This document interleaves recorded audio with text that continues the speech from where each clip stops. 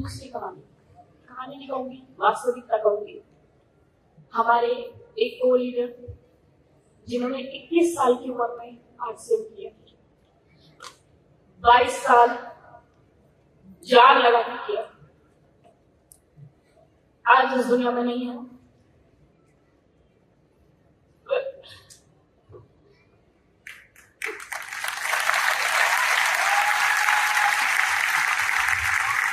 उनका छोटा बेटा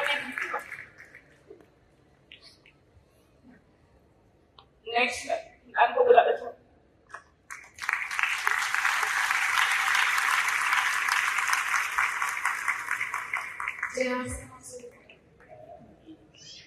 नाम शुभा रत्नेश, रायपुर छत्तीसगढ़ से बिलोंग करती हूँ। मैं रत्नेश जी की वाइफ हूँ, जो हमारे नए साथी हैं। या मैं ये बताना चाहूंगी, रत्नेश जी एक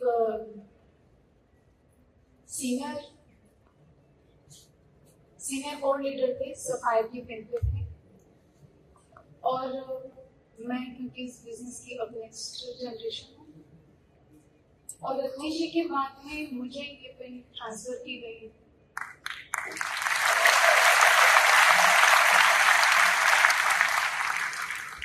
जब ये बिजनेस रत्नेश जी के जीवन में आया तो उनकी उम्र मात्र 21 साल थी। एक 21 साल के युवा ने इस चीज को निर्धारित किया कि किस तरह उन्हें अपने जीवन को बदलना है। उसका सबसे बड़ा शायद कारण ये था कि पारिवारिक जो इनकम थी उस समय मात्र 7,000 रुपए थी। 7,000 रुपए एक पारिवारिक इनकम बड़ी कम हुआ करती है, जहाँ पे दो बड़ी बहनें, माता पिता, खुद रहना, संघर्षों से भरा जीवन जीना आसान नहीं होता।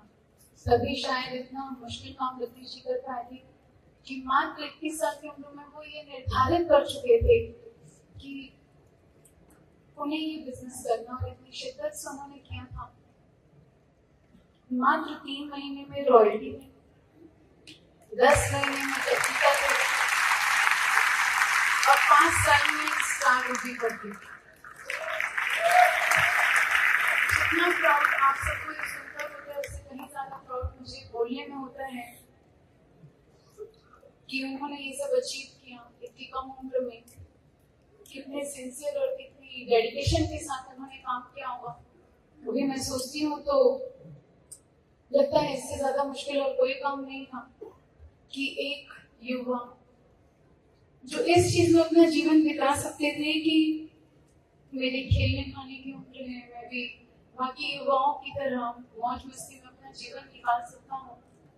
इतने बचपन से संघर्ष देखा हूँ, और ऐसा संघर्ष भी देखा हूँ कि जहाँ अगर मुझे दिवाली मनानी है तो ये जरूरी है कि मुझे अपने घर के बाहर एक पटाखे का स्टॉल लगाना पड़ेगा, और होली मनानी है तो ये जरूरी है कि मेरे घर के बाहर रंगों का मैं स्टॉल लगाऊं, ताकि मैं अपने घर में उस रंगों, बचे हुए रंगों से खेल पाऊं। ये परिवार की सच्चाई को एक्सेप्ट करते हुए उन्होंने ये इस तरह से काम किया।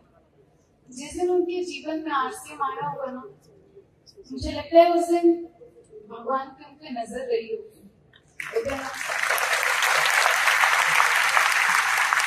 शायद सरस्वती माँ बैठी हो जुबान पर, उसके बाद उन्होंने कभी पीछे मुड़कर नहीं देखा। रहवासी जगदलपुर के थे, एक बड़े छोटे से घर में रहा करते थे। मैं अगर रत्नेश जी का सबसे पहला ड्रीम आपको बताऊं तो आप सब यहाँ हंसेंगे। रत्नेश जी ने अपने इनकम के सबसे पहले चेक से वॉशिंग मशीन ली थी, क्योंकि उन्हें लगा था बाकी काम करना आसान है, पर ये जो मेरी जिम्मेदारी मेरे सर पे है ना कि मुझे कपड़े धोने पड़ते हैं, ये मैं नहीं करूंगा। तो उन्होंने अपने चेक से सबसे पहले अपने घर में वॉशिंग मशीन ली थी, जो इतने छोटे सपने के साथ चालू करे। और उसके बाद अगर वो जगदलपुर में सारे घर लिया, गाड़ी ली, बाइक्स ली, बड़े शौकीन थे। हर बार कुछ चलता रहता था, क्योंकि दिमाग में सब करने के, वहां ले लेने के बाद दिमाग में फिर खुराक आता है कि चलो थोड़ी सी उड़ान और भरी जाए। जगदलपुर में तो सब हो ही गए, अपने आप रायपुर में मैं मैं आगे बढ़ूं। उन्होंने 2007-8 में रायपुर शिफ्ट हो गए थे और 2009 में हमारी शादी हुई थी। सितंबर 2009 में ही रत्नेश जी का सफायर लेवल आ चुका था।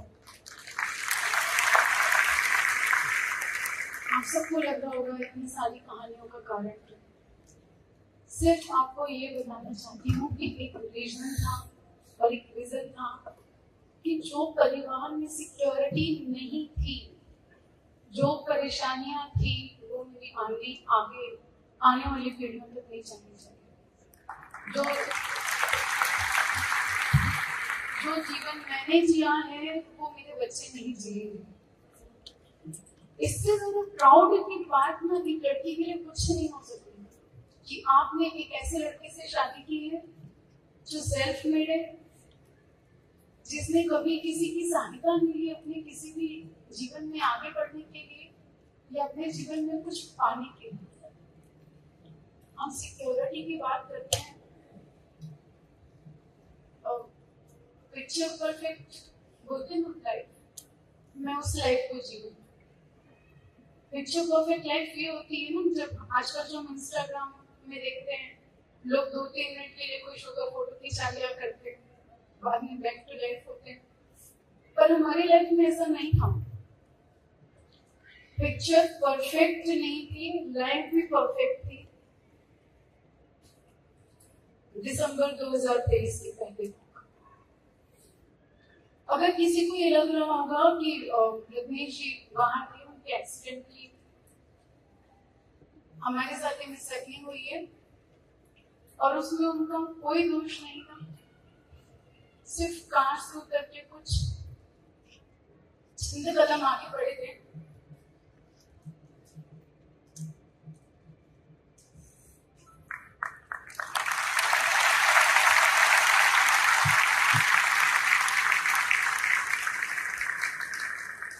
और पीछे से किसी बाइक वाले ने कुछ किया था।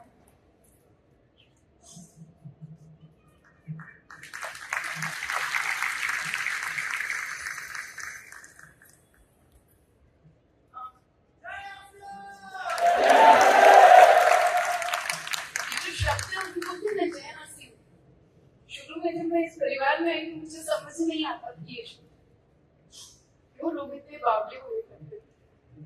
रत्नेश जी से बावला मुझे दुनिया में कोई नहीं लगता था, जो आरसीएम खाए पिए सोए जागे और कोई दिखता नहीं था मुझे कि इसके अलावा कुछ करके जीवन में। और आज मुझे लगता है अगर ये नहीं किया होता तो मेरा जीवन क्या होता।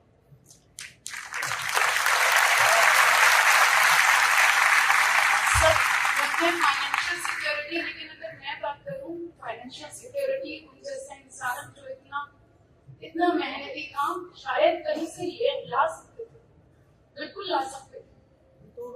उसके बाद ये मेंटल सिक्योरिटी मुझे मिलती, ये इमोशनल सिक्योरिटी मिलती जो आज मुझे मिली पूरे आरसीएम परिवार का। आप जो भी साथी में सिर्फ ये कहना चाहती हूँ, जो भी साथी ये सोचते हैं ना क्यों करो, एक बार ये जरूर सोचिएगा आप जो भी काम कर रहे हैं क्या उसके बाद आपके परिवार के लिए, आपके बिजनेस के जो भी सपोर्टर्स हैं वो खड़े रहें।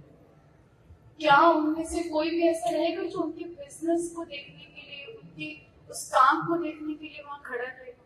मुझे ऐसे कोई जगह नहीं नजर आ रही थी उस कंडीशन में जहां मैं टोटली ब्लैंक थी और मुझे ये लग रहा था पाँव के नीचे से किसी ने पूरी जमीन खींच ली और कहा है कि अब खड़े रहो। तो ये जो हिम्मत मुझे मिली है ना कि खड़े रहो, ये मेरे परिवार ने मुझे खड़ा रखा। ये आरसीएम परिवार था जिन्होंने हर एक दिन मुझे सपोर्ट किया और मुझे कहने का कहीं कोई संकोच, कोई शर्मिंदगी नहीं है कि अगर मेरे सारे जो हमारे साथी थे अगर वो नहीं खड़े रहते तो शायद आज इतने लोगों के बीच खड़े होकर बोलने की मुझे हिम्मत भी नहीं है। ये हिम्मत आती है आरसीएम से। बहुत बहुत शुक्रिया, धन्यवाद पूरे परिवार का। और बहुत तहे दिल से एक ही इच्छा है कि जो भी लोग पूरे दिल से, मेरी यही इच्छा है